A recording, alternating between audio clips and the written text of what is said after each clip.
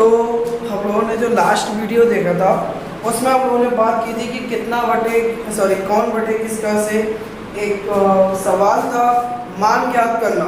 मान ज्ञात करना है यानी वैल्यू फाइंड आउट करना। इस पे हम लोग वर्क कर रहे थे कि वैल्यू कैसे फाइंड आउट की जाती है। अब उससे एक स्टेप आगे बढ़ के आज हम लोगों का जो क्वेश्चन है वो बोर्ड पे आपके सामने लिखा हुआ है। उसमें आपसे कह रहा है ए बी से 20% है तो बी ए से कितना प्रतिशत कम है। तो ये देखो ए बी से 20% अधिक है तो बी ए से कितना प्रतिशत कम होगा। अब इस सवाल को आप जितनी भी बार पढ़ोगे आपको और ज़्यादा क्लियर होता चला जाएगा। पर आप इस बात को ध्यान रखना कि ये जो क्वेश्चन है परसेंटेज, मैंने आपको बताया था कि परसेंटेज पूरा का पूरा टॉपिक ही इम्पोर्टेंट है। क्यों? क्योंकि ये पूरे के पूरे कंपटीशन लेवल में सबसे ज़्यादा आने वाला टॉपिक है। अब इसका जो क्वेश्चन है वो ए बी से 20% अधिक है। अब आप इधर देखो कौन अधिक है? ए। किससे? बी से। कितना अधिक है? 20% अधिक है। अब ये ए अधिक है बी से, तो सिंपल सी बात है वो ये पूछ सकता है कि बी ए से कितना प्रतिशत कम है। इस पे वर्क करना है हमको। ये क्वेश्चन इम्पोर्टेंट हो जाते हैं। अब हमने आपको पहले ही बताया था कि हम कोई फार्मूला बेस्ड पढ़ाने वाले हैं नहीं। कोई भी टॉपिक हो नो फार्मूला हम लोगों का टेक्निक है। और इसमें हम लोगों का जो है हमने जब लास्ट वीडियो में पढ़ा था तो कौन बटे किसका पर बात की थी। अब आज हमारा जो है कितना बटे किसका। यहाँ पे कहीं पे भी मैं आपको बता दूं, कहीं पे भी x बाई ए बी कुछ भी यूज करने की जरूरत नहीं है। बस आपको करना कितना है कि एक बेसिक से फॉर्मूले पे आपको वर्क करना है और आपका आंसर आपके हाथ में आ जाएगा। बस बात इतनी सी है कि आप कितना इसको अंडरस्टैंडिंग बना पाते हैं। अब देखो इधर ए लिखो और इधर बी लिखो। टॉपिक क्या है हमारा? परसेंटेज। कौन सा टॉपिक है? परसेंटेज यानी प्रतिशत। और प्रतिशत आप जानते हो कि एवरीथिंग इज 100%। हर वस्तु अपने आप में कितनी होती है? 100%। और यदि प्रत्येक वस्तु अपने आप में 100% है तो ए कितना है? 100% और बी कितना है? 100%। यानी ए भी 100% और बी भी 100%। व्हेन जब इनके बीच में कंपैरिजन नहीं हो रहा है तो एवरीथिंग इज 100%। एक व्यक्ति जिसका एक पैर नहीं है वो अपने आप में कितना है? 100%। एक दूसरा व्यक्ति जिसका पूरा का पूरा बॉडी परफेक्ट है वो भी अपने आप में कितना है? 100%। ये और ये दोनों व्यक्ति अपने आप में कितना है? 100%। एक जिसका एक पैर नहीं है वो भी, और एक जिसका दोनों पैर, सभी पैर, एवरीथिंग, हर चीज़ क्या है? परफेक्ट है वो भी। लेकिन जब इसकी और इसकी आपस में कंपैरिजन करना चालू कर दे तो फिर हमें पता चलता है कि कौन अधिक है और कौन कम है। तो अगर हम बात करें कि ए कितना है तो 100%, बी कितना है? 100% है। अभी तक जब हमने सवाल नहीं पढ़ा था तो हमने कह दिया कि ए भी 100% है और बी भी कितना है? 100%। लेकिन अब चूंकि हम सवाल पढ़ चुके हैं तो हमें सवाल में क्या कह रहा है? ए बी से 20% अधिक है। तो कौन? ए। किससे? बी से। तो ए अधिक है किससे? बी से। तो बी कितना है? 100%। तो ए कितना होगा? 120%। अब बात यह है कि ये कितना प्रतिशत अधिक है। तो हम लोग देखेंगे कितना प्रतिशत अधिक है? 20%। कितना प्रतिशत? 20% अधिक है। अब हमें अपना फॉर्मूले में जाना है और वो क्या कहता है? कितना बटे किसका। कितना बटे किसका याद रखना। क्या याद रखना है कि हमेशा जिससे तुलना की जाती है वो हमेशा सरफेस यानी आधार में आता है। तो हम लोग देखेंगे कि तुलना जो बी है, बी को किससे तुलना की जा रही है? ए से तुलना की जा रही है कि बी जो है कम है किससे? ए से। तो हमारे आधार में कौन है? ए। तो हम यहाँ पे क्या लिख सकते हैं? 120। और कितना? तो इन ए और बी के बीच में कितना अंतर है? 20 इंटू 100 कितना आ जाएगा? इंटू 100। अब आप थोड़ा सा यहाँ पे देखें, थोड़ा यहाँ पे देख लें।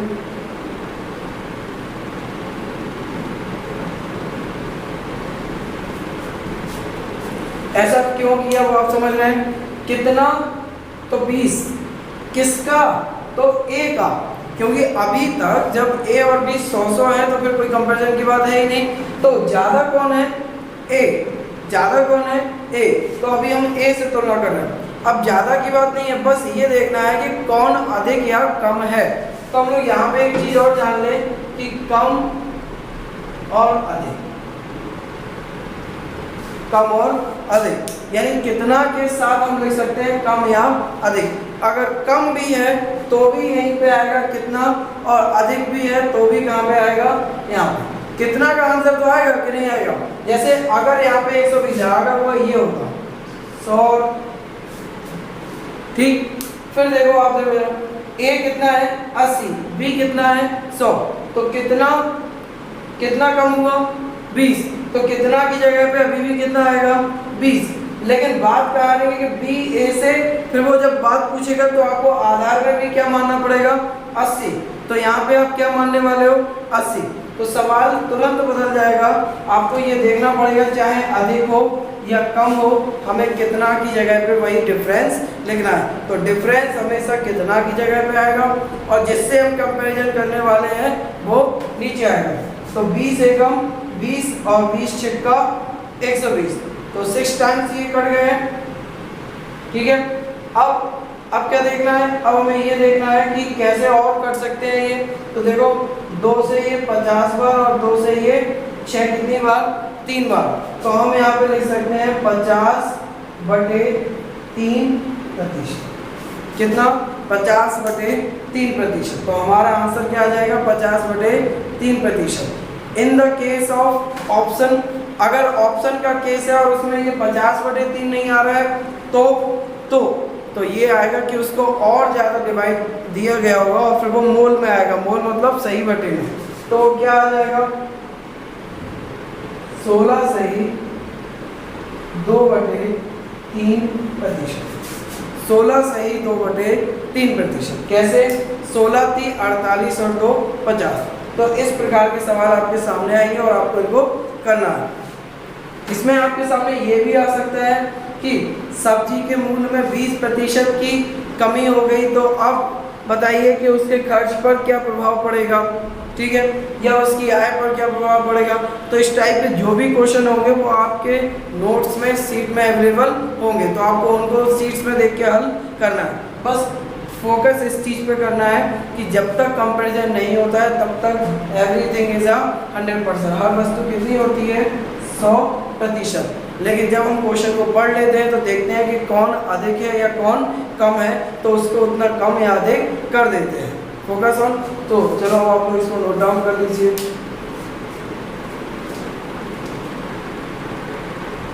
हमारा जो नेक्स्ट क्वेश्चन है वो इस प्रकार है। अगले टाइप का कोई क्वेश्चन है उस पर आपको देखना है चावल के मूल्य में 20% की वृद्धि और खपत में 10% की वृद्धि हो जाए तो खर्च पर क्या प्रभाव पड़ेगा। इफेक्ट ऑन इनकम या इन्वेस्टमेंट। तो उसकी खपत पर, खर्च पर क्या प्रभाव पड़ेगा यानी इन्वेस्टमेंट में, या फिर उसकी आय पर क्या प्रभाव पड़ेगा यानी इनकम पर। तो जो डिपेंडेंसी होती है वो एक दूसरे पर होती है। आप जितना खर्च करोगे, राइट, आप जितना कमाओगे, आप जितना सेविंग करोगे, वो सारे के सारे सर्किल में आपस में एक दूसरे से जुड़े रहते हैं।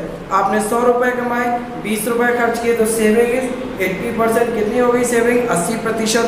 अगर आपने 100 रुपये कमाए, 50% खर्च कर दिया तो सेविंग आपकी कितनी हो गई 50%। अगर आपने 100 रुपये कमाए, आपने सेविंग में 40% रख दिए तो इन्वेस्टमेंट कितना कर दिया 60%। एवरी ऑन डिपेंडेंसी और ईच अदर। तो सबकी एक दूसरे पर क्या है डिपेंडेंसी है, इस पर हमें वर्क करना है। अब फिलहाल में जैसे ये जो क्वेश्चन आते हैं इसके करने के अलग अलग तरीके अलग अलग हैं। आप मेथड अगर आप देखोगे, बुक में देखोगे अलग मेथड मिलेगा। फर्स्ट बुक अलग मेथड, सेकंड बुक अलग मेथड। तो एवरी बुक जो हर प्रकार की जो बुक होती है कुछ ना कुछ नया मेथड लेके आती है।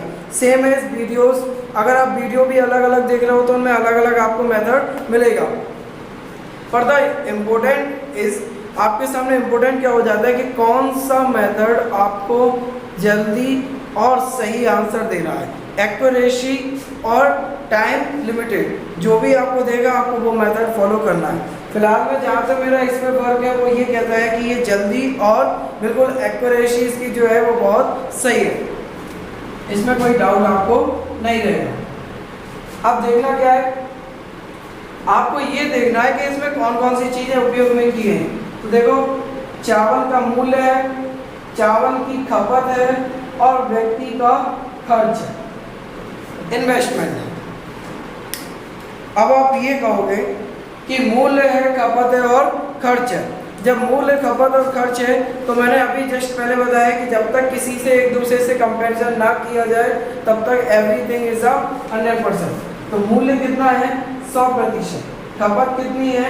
100%। खर्च कितना है? 100%। तो एवरीथिंग इज 100%। तो हर चीज कितनी है? 100%। कितनी है? 100%। लेकिन ये कब तक है? ये पहले की कंडीशन है। कब की कंडीशन है? पहले 100 रुपए लेके गया या 100% मूल्य लेके गया और उस समय उसकी खपत भी कितनी थी? 100% थी। अगर वो 100 रुपए लेके गया और खपत उसकी 2 किलो है या 10 किलो है, जो उसका वस्तु का जो परचेज करने का वो पावर है वो पहले 2 किलो या 10 किलो है, तो अभी भी वही। और खर्च भी पहले कितना था? 100%। अब हुआ क्या है कि चावल के मूल्य में वृद्धि हो गई।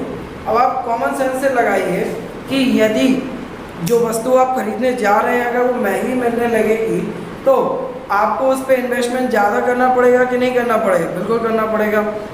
अब एक चीज़ तो ये हो गई और सेकंड बात ये भी हो गई, आपको ये भी देखना होगा कि यदि आपने जो खर्च है, वस्तु है, सब्जी है, चावल है, एवरीथिंग कुछ भी है, अगर वो पहले 10 रुपए का मिल रहा है और अब 12 का मिल रहा है तो आपको खर्च बढ़ा। ओके, अब या तो अब इसके साथ एक और रेगुलर चीज़ है जो इसके ऊपर डिपेंडेंसी बनाए हुए है, वो है उसकी क्वांटिटी। क्वांटिटी यानी कि खपत, कि उसकी खपत कितनी है।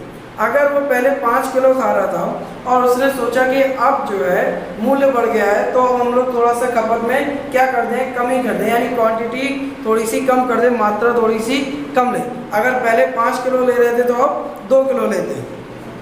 तो उससे क्या होगा कि वो बैलेंस करने की कोशिश करेगा कि हमारा जो इन्वेस्टमेंट है वो उतना का उतना ही रहे, पर हमें उससे कोई फर्क ना पड़े।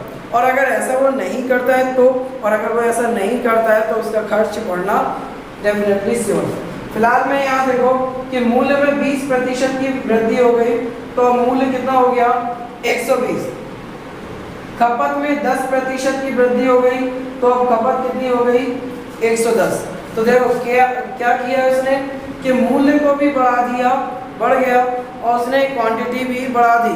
तो अब डेफिनेटली श्योर है, 100% श्योर है कि आपके जो ऑप्शन आएंगे जिनमें लिखा होगा कि वृद्धि वृद्धि कमी कमी, तो सोच लेना कि जो कमी वाले 2 ऑप्शन है उनको तो कैंसिल कर देना है, बाकी फोकस किस पे करना है? वृद्धि वाले, यानी इंक्रीज इंक्रीज, डिक्रीज डिक्रीज। तो हटा देना डिक्रीज को और इंक्रीज वाले पे फोकस करना है। क्यों?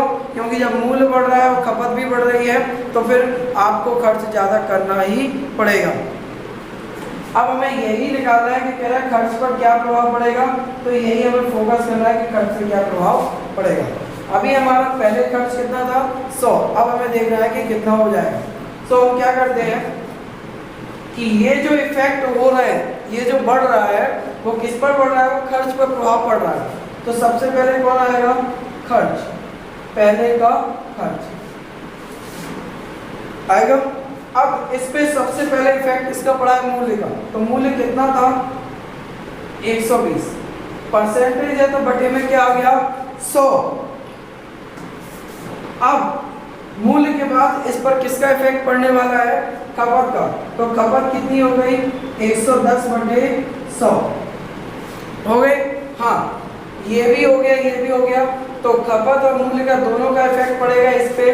तो देखो जरा, ये 2 जीरो से ये 2 जीरो 100 कट गए, ये जीरो ये जीरो ये जीरो और कट गए, और हमारा कितना आ गया? 132%। कितना आ गया? 132%, यानी 132%। तो हमारा जो पहले जो खर्च था वो 100 था, अब जो नया खर्च है वो कितना आ गया 132%। अब आप देखो वृद्धि हुई है कि कमी हुई है, वृद्धि हुई है। 100 था 132 हो गया, 100 था 132 हो गया, तो कितना इंक्रीज हो गया 32%। तो हमारा आंसर, अब हमारा आंसर क्या हो जाएगा, हमारा आंसर हो जाएगा 32% की वृद्धि। कितना हो जाएगा 32% की